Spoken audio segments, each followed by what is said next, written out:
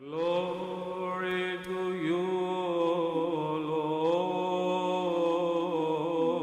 Lord. Glory to you, O Lord. In the name of the Father, and the Son, and the Holy Spirit, one God. I wanted to highlight two verses from today's epistle and gospel reading, one from each, because they speak a truth about how we ought to be living out our faith in the midst of the world.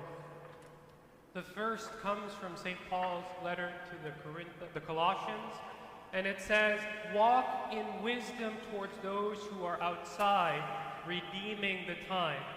Let your speech always be with grace, seasoned with salt, that you may know how you ought to answer each one."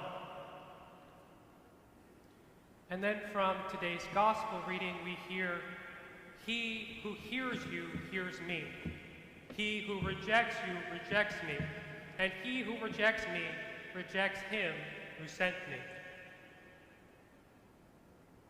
Today in the church, the reason we have these gospel and epistle readings is because it's the day we celebrate St. Luke, the Apostle and Evangelist. I had the blessing of serving last evening Vespers at the Church of St. Luke in Mooresville on the grounds of what will be their new church.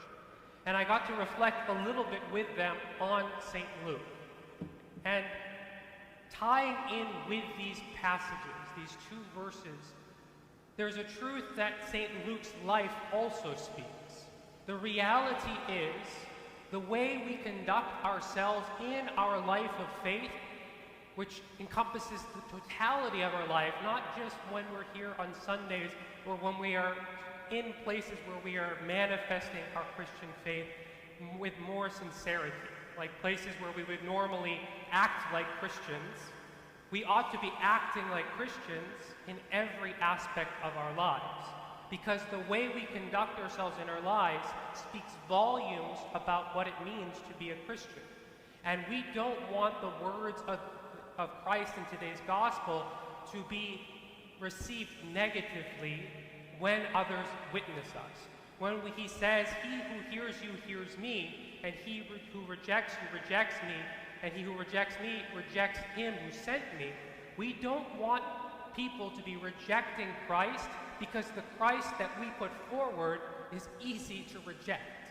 We don't want to be manifesting a false Christ in the world by our negative actions. We want to do what Paul says in today's epistle, to act wisely to those who are outside. And St. Luke is a prime example of how we ought to be.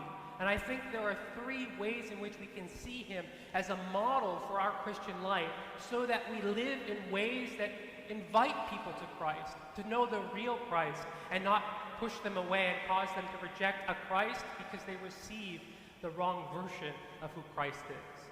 So St. Luke, first and foremost, we know him as an evangelist. He is the one who did research and studied and learned about the life of Christ and presented that life of Christ in the gospel. But he didn't just talk about Christ in the present, but he was always going back to the stories and teachings of the Old Testament. Even though he was outwardly facing, writing to those who were Gentile Christians primarily, he wanted to affirm the reality that Christ is the fulfillment of the Old Testament. And so what does this mean for us in our faith, so that we can walk rightly with wisdom and be seasoned with salt as we speak to others and share the good news? It means we have to know the good news. We need to know the gospel. We need to know the story of salvation from Genesis to Revelation. We need to know our faith. We need to be so much knowledgeable about our faith. We need to understand our faith so well that it is written on our hearts, and everything that we do in the light of the gospel. And why do we do this? Well, St. Luke's second feature is that he was an apostle. He was someone who traveled the world and shared the gospel, that he knew the truth of who Jesus Christ was and who we are in relationship to Christ and his Father. through the Holy Spirit, he shared it with the world. And so as we learn our faith, it's not for us to hold to. It's not for us to keep to ourselves, but it is for us to share with the world as missionaries and apostles on behalf of Christ, representing Christ to the world. And if we're not doing that, we're only doing half of what we're called to as Christians. At our baptisms, we hear this from the Gospel according to Matthew, that we are called to go out and make disciples of all nations. So we need to know the gospel. We need to share the gospel. But the reality is, this can be difficult. And it can be difficult because of how we live our lives. It can be difficult because of the difficulties and challenges and wounds and traumas of our lives. Which is why the third feature of who St. Luke was speaks volumes to us. He was a physician. We say in the hymns of our church about St. Luke that he was, yes, first and foremost, a physician of the body. He was trained in medicine of the time. But he was also a physician of the soul, because we need healing. The church is a hospital, a place we come to for healing and sanctification and transformation, so that when we hear the gospel here, it's not just words of ideas or an ideology, but it's a way of life, of health and well-being in the midst of the world.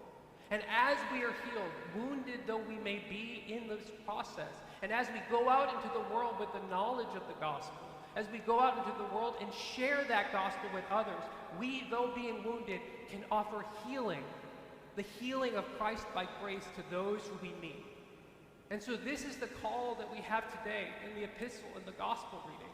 This is the life, this is the example that the life of St. Luke offers to us. Know the gospel, teach the gospel, and be healed in the context of the church, and heal the world by God's grace as we go out into it and share the good news. God bless you. It's beautiful to see you all. Have a wonderful rest of the liturgy and a beautiful start to your week.